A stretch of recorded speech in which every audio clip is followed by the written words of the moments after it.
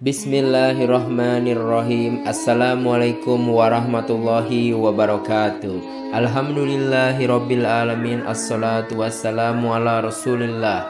Segala puji kehadirat Allah Subhanahu wa taala, Tuhan semesta alam serta pencipta langit dan bumi, dan juga sholawat untuk Nabi besar Muhammad Sallallahu Alaihi Wasallam sebagai bentuk cinta dan penghormatan kita kepada beliau. Tahukah kalian bahwa di dalam Al-Quran ada beberapa nama hewan yang diabadikan sebagai nama surat? Setiap hewan yang disebutkan memiliki kisah dan perjalanan penting yang relevan dengan kehidupan kita sehari-hari. Dalam video kali ini, kita akan membahas 5 surat di dalam Al-Quran yang dinamai dengan nama-nama hewan, beserta keutamaan rutin membacanya dan isi inti dari setiap surat tersebut. Yuk kita simak sampai akhir, jangan lupa untuk subscribe dan tinggalkan komentar kalian di bawah ini ya. Yang pertama itu surat Al-Baqarah, yang artinya sapi betina. Keutamaan rutin membaca surat Al-Baqarah itu dapat menjaga rumah dari gangguan setan. Rasulullah SAW bersabda, "Janganlah menjadikan rumah kalian seperti kuburan. Sesungguhnya setan akan lari dari rumah yang dibacakan surat Al-Baqarah." Hadis riwayat Muslim.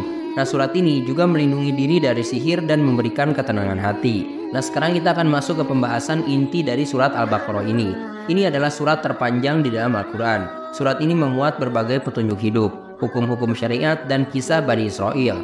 Dalam surat ini kita juga menemukan ayat kursi atau ayat ke-255 yang menjadi salah satu ayat pelindung paling kuat.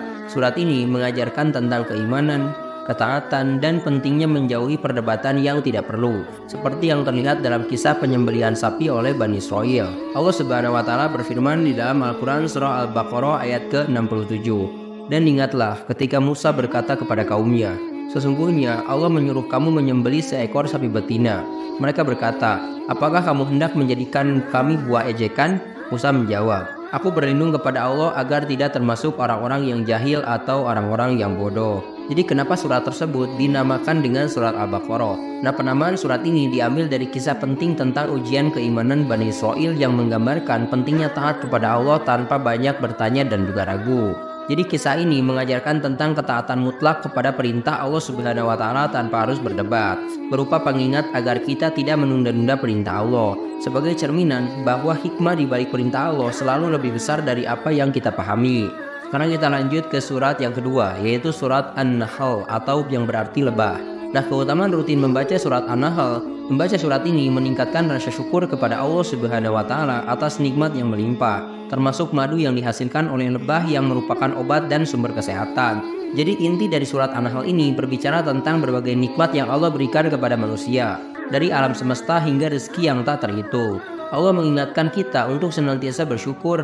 Lebah sebagai simbol ciptaan Allah yang sempurna, mencerminkan harmoni dan produktivitas. Surat ini juga memuat tentang hukum-hukum syariat dan perintah untuk berbuat baik serta menjauhi keburukan. Hal ini berdasarkan firman Allah di dalam Al-Quran surah An-Nahl ayat ke-68 sampai ke-69. "Dan Tuhanmu mewahyukan kepada lebah, buatlah sarang-sarang di bukit-bukit, di pohon-pohon kayu, dan di tempat-tempat yang dibuat manusia. Kemudian makanlah dari tiap-tiap macam buah-buahan dan tempuhlah jalan Tuhanmu yang telah dimudahkan bagimu. Dari perut lebah itu keluar minuman madu yang bermacam-macam warnanya. Di dalamnya terdapat obat yang menyembuhkan bagi manusia." Jadi poin yang bisa kita ambil, lebah itu mencerminkan kerja keras dan produktivitas dalam hidup. Selain itu, madu sebagai produk dari lebah menjadi simbol kesehatan dan kesejahteraan. Terus mengajarkan tentang pentingnya kerjasama dan ketaatan pada aturan alam. Sekarang mari kita lanjut ke surat nomor yang ketiga, yaitu surat An-Naml atau yang berarti semut. Nah, keutamaan rutin membaca surat An-Naml ini itu dapat meningkatkan kepekaan terhadap tanda-tanda kekuasaan Allah Subhanahu wa taala yang ada di sekitar kita.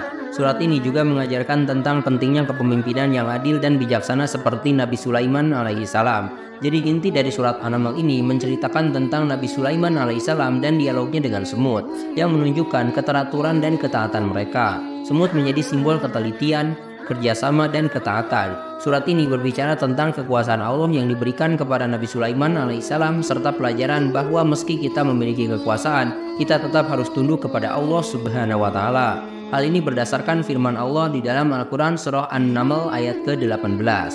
"Hingga apabila mereka sampai di lembah bukit semut, berkatalah seekor semut, 'Hai semut-semut, masuklah ke dalam sarang-sarangmu, agar kamu tidak diinjak oleh Sulaiman dan tentaranya, sedangkan mereka tidak menyadarinya. Jadi beberapa poin yang bisa kita simpulkan. Yang pertama, itu semut menjadi simbol ketekunan dan kerja keras dalam mencapai tujuan. Selain itu, komunikasi semut dalam ayat tersebut menggambarkan pentingnya kepekaan dan perhatian terhadap sesama. Selain itu, kisah ini juga menjadi pelajaran tentang keadilan pemimpinan seperti Nabi Sulaiman alaihi salam. Dan sekarang mari kita lanjut ke surat yang keempat, yaitu surat Al-Ankabut atau yang berarti laba-laba. Keutamaan surat membaca surat Al-Ankabut ini mengingatkan kita bahwa hidup adalah ujian. Surat ini memberikan kekuatan bagi orang yang menghadapi cobaan dan mengajarkan pentingnya kesabaran dalam menjalani ujian dari Allah Subhanahu wa taala. Inti dari surat Al-Ankabut ini menggambarkan kehidupan manusia yang membangun iman di luar ketaatan kepada Allah, diibaratkan seperti rumah laba-laba yang rapuh. Surat ini menekankan pentingnya memiliki iman yang kokoh dan tidak bergantung pada sesuatu yang rapuh seperti kekuasaan duniawi. Surat ini juga membahas kisah umat terdahulu yang diuji dan diselamatkan oleh keimanan mereka. Hal ini berdasarkan firman Allah di dalam Al-Quran surah Al-Ankabut ayat ke-41.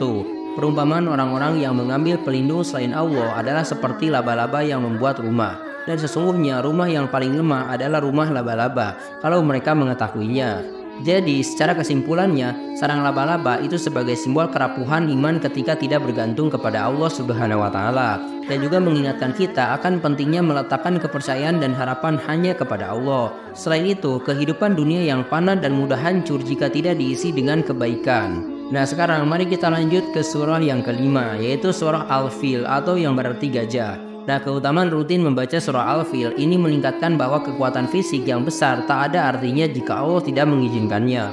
Rutin membaca surat ini mengajarkan tentang perlindungan Allah Subhanahu wa taala terhadap orang-orang yang beriman dari ancaman musuh-musuh yang kuat.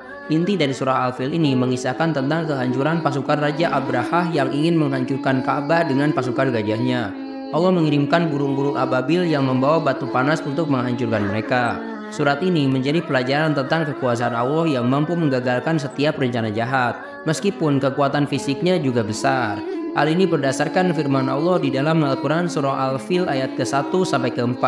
Apakah kamu tidak memperhatikan bagaimana Tuhanmu telah bertindak terhadap tentara bergajah? Bukankah dia telah menjadi tipu daya mereka itu sia-sia, dan dia mengirimkan kepada mereka burung yang berbondong-bondong yang melempari mereka dengan batu berasal dari tanah yang terbakar. Jadi intinya, surat Al-Fil ini mengajarkan bahwa kekuatan duniawi tidak ada apa-apanya di hadapan Allah Subhanahu wa taala. Bukti bahwa Allah akan selalu melindungi tempat-tempat yang suci seperti Ka'bah. Dan selain itu, pentingnya bergantung pada kekuasaan Allah Subhanahu wa taala, bukan kekuatan fisik walaupun itu besar sekalipun. Subhanallah, luar biasa sekali bagaimana setiap surat yang dinamai hewan di dalam Al-Quran menyimpan pelajaran besar.